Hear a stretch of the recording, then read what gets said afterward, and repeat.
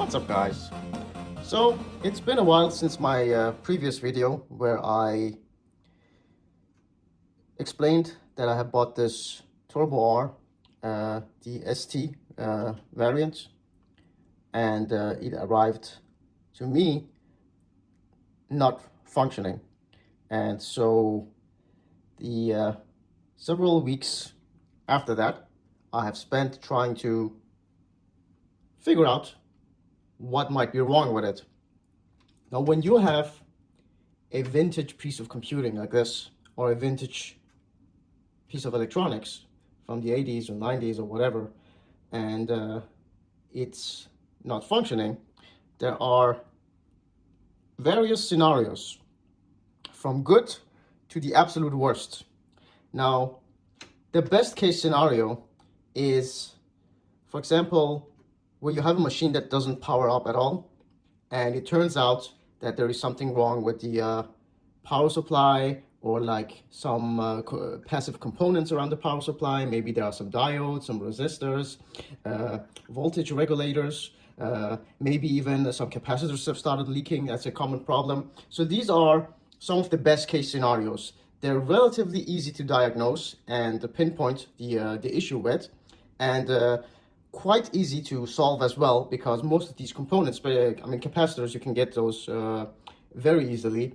Diodes and voltage regulators, depends, especially for voltage regulators. Some of those might be a little bit difficult to get a hold of, and a lot of these seem to be sold by Chinese sellers, and there is like a lot of cases, especially when you want to buy more special chips, where those are just scams.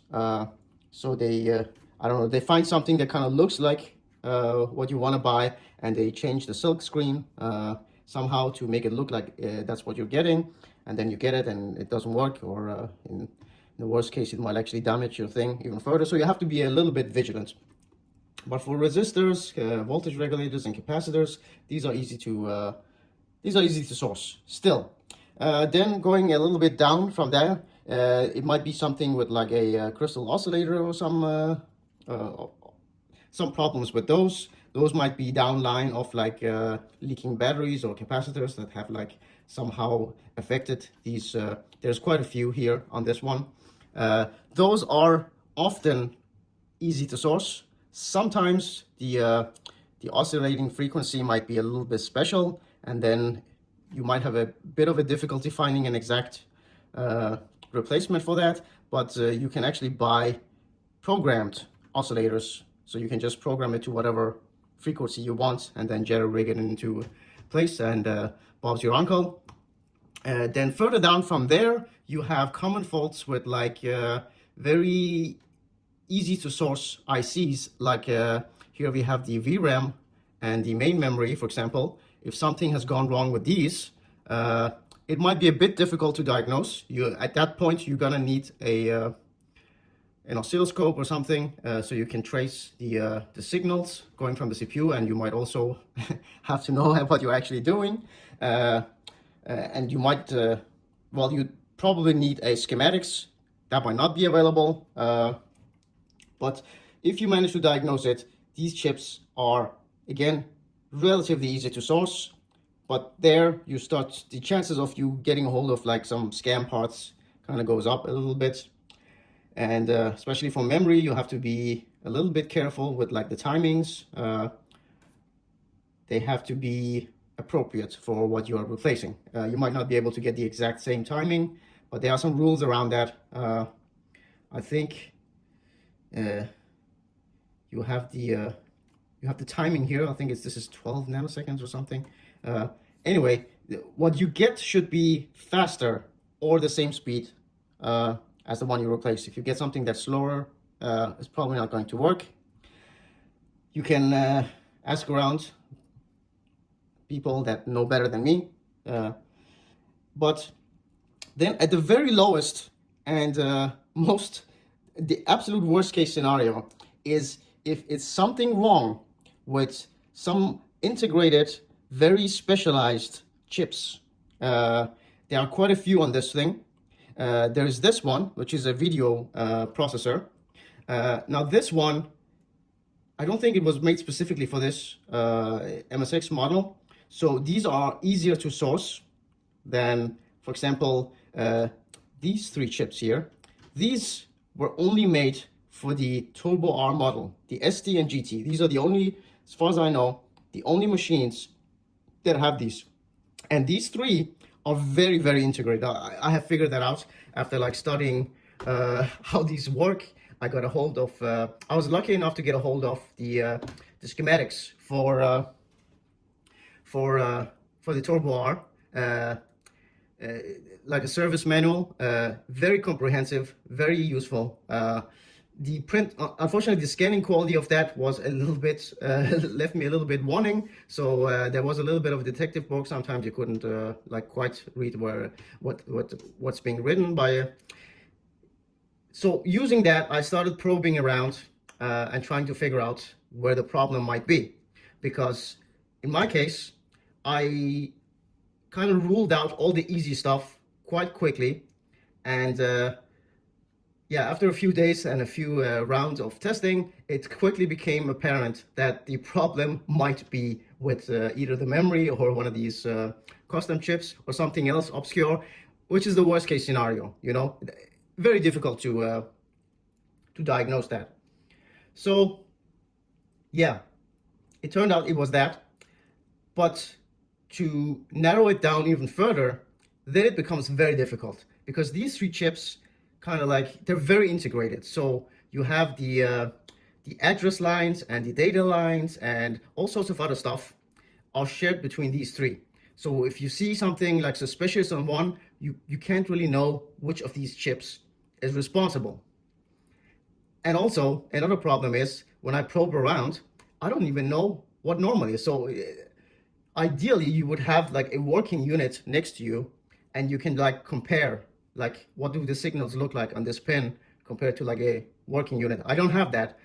So I was kind of like shooting in the dark, and eventually I just decided, you know what, this is beyond my skills, I'm gonna give up.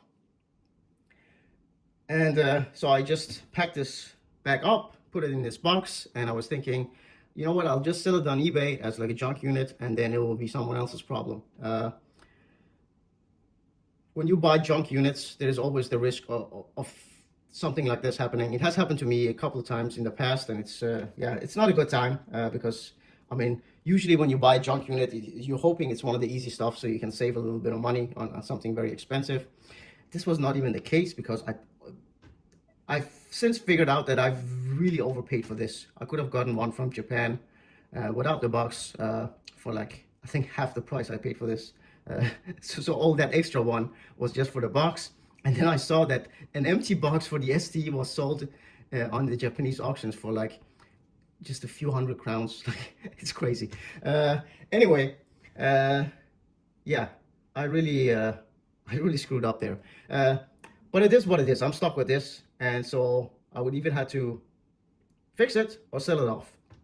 And then I found out that, I don't know when, eBay has implemented these maximum price that you can sell things for as a seller on eBay, unless you're like a power seller that sells there constantly. So I couldn't even like put this up for a price where I would, like even at a discounted price, I would get some of my money back.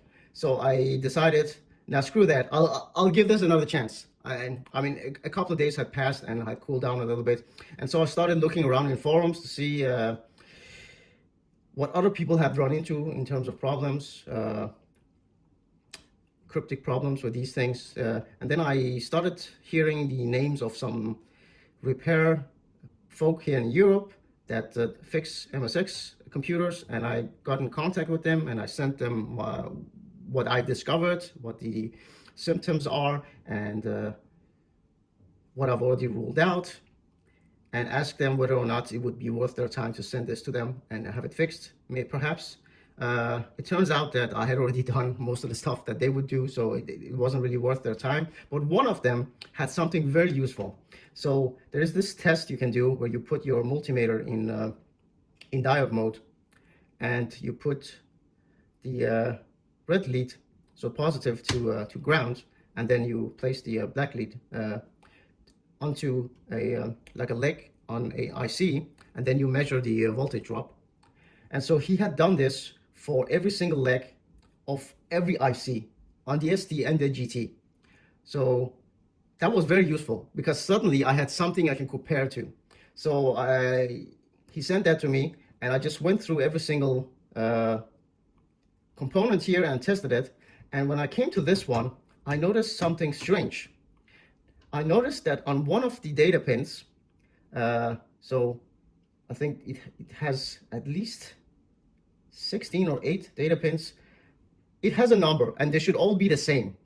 Like logically, they should all be the same because they're all just connected to the memory and the R800. Oh yeah, maybe I should explain how this even works. So what makes the Turbo R special is that it has this R800 chip, which is kind of like a beefed up Z80, but it also comes with the Z80. The Z80 actually built into here. So, and then you have this chip here that handles like communication between these two, and also the memory mapping and other stuff. So this is like the traffic controller. This is the kind of like the heart of the MSX Turbo R, and this is like its advanced brain, and this is like its legacy, like backwards compatibility brain. So yeah, so this one can execute Z80 code, the entire instruction set, but it can do it much more faster and more efficiently. So I think almost every single instruction only takes 1 cycle. So this is really powerful processor. But for backwards compatibility, you have this. So when you have a software written for the Turbo R, this one will be invoked. If you play like MSX 2, 2 Plus, MSX 1 games, then this processor will take care of that. That way you get like the best of both worlds. You get the power and you get backwards compatibility.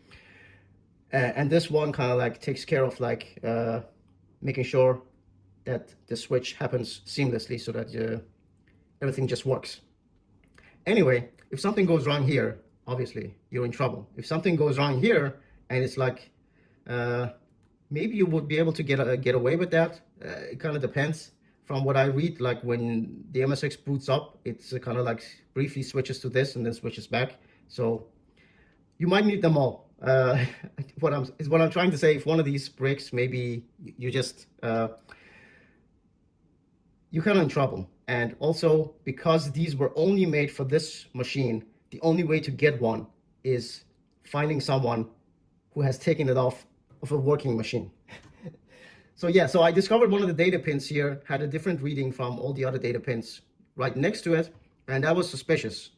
And so the data pin is connected between the S990, the R800, and the memory.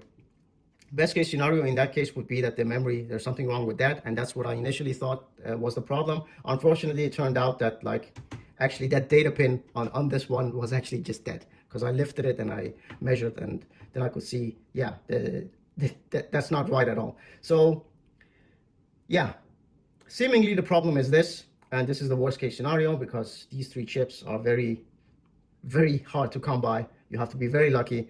And I was lucky enough that one of the repair guys on the MSX forum actually had previously a junked Turbo R, where the R800 had been already used to resurrect another machine, but he had these 2 chips. So I paid him to buy, and here we have. This is the chip. It's in here. And I also took the chance to buy some memory chips so I can upgrade the memory of this one up to 512, which is what the GT version comes with. In that case, I think the only difference between this and the GT will be that the GT actually comes with MIDI out ports. Mine will not have that, but I probably won't mess around with MIDI on here anyway, so it doesn't really matter. And I'm not even sure what the benefit of having 512 memory is, but I might as well do it while I'm at it. Now, desoldering this and soldering another one in this place, it's like the difficulty level for that is like super high. you need specialized equipment. You need a heat gun, preferably, so you can heat up the this thing, and one of those suction cup things so you can just lift it off, and then you can place the other one after you clean the pins. Unfortunately, I don't have a heat gun. Then the next easiest way of doing this is if you have something like a low melting point solder, something like Chip Quick, you can put it on these pins and melt it, and then you go around a few passes melting it, and then you can just lift the chip up.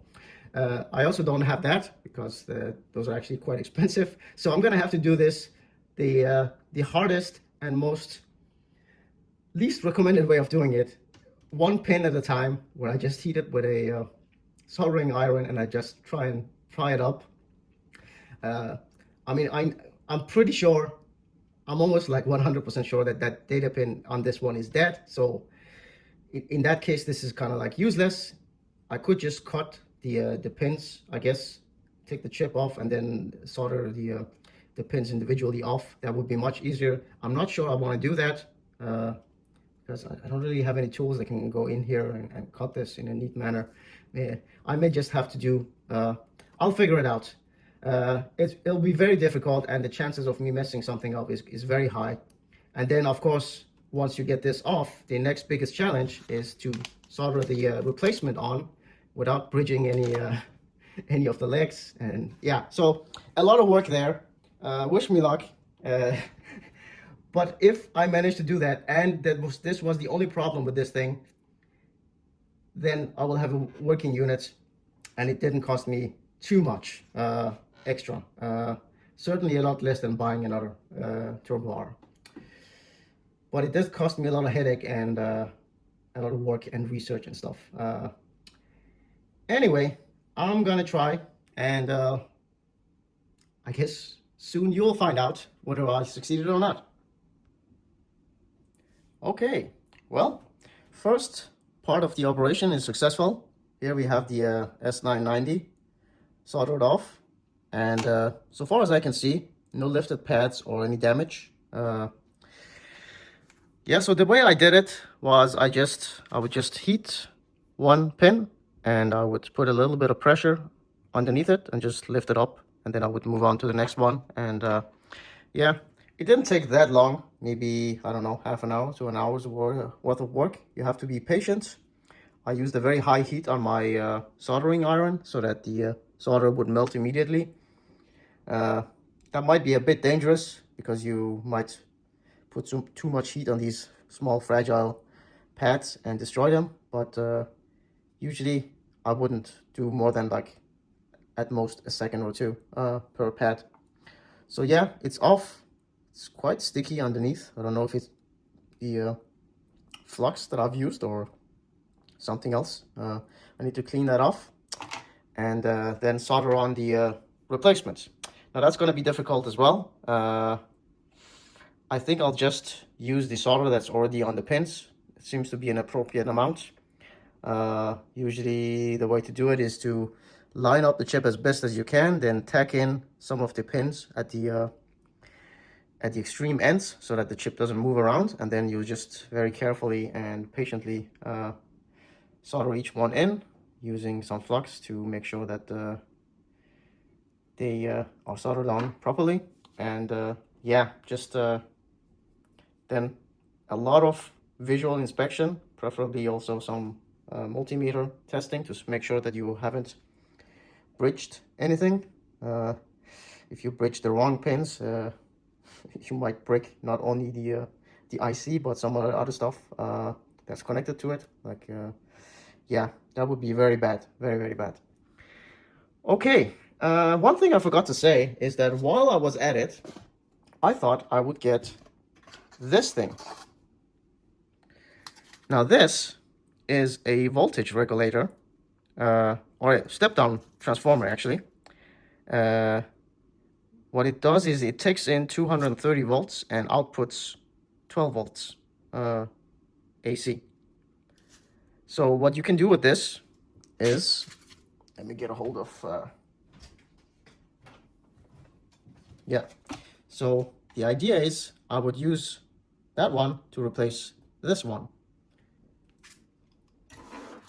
This one is 220, as I said. This is 100 volts. So I live in Europe, and it's really annoying that I have to plug this thing into a step-down transformer. In fact, that caused me a lot of headache while I was doing diagnosis, because my step-down transformer has started acting up. So sometimes I thought I had found something was wrong, but it turns out it was just my step-down transformer, like kind of having intermittent issues where the voltage would drop and stuff. I never figured out what was wrong with it. It's a fairly simple device, but maybe some solder joints have started failing. I tried to resolder, but the problem was persisting. Anyway, in the future, I don't want to have to be relying on that thing anyway. It's kind of, it's really annoying. So I read online that this thing is pretty much a drop-in replacement for this thing. I don't know if it will fit in exactly, but from the pictures, it seems like it might. And then I'll just have to move the right wires into the right place. The red and white ones go down here, go below, and the voltage 220 in go here. And then suddenly I can just plug this into the wall. Now, they do suggest that this wire here is also replaced with one that's like designed for 220. I don't think I will do that. I mean, it seems thick enough to be able to handle 220 or 100 volts.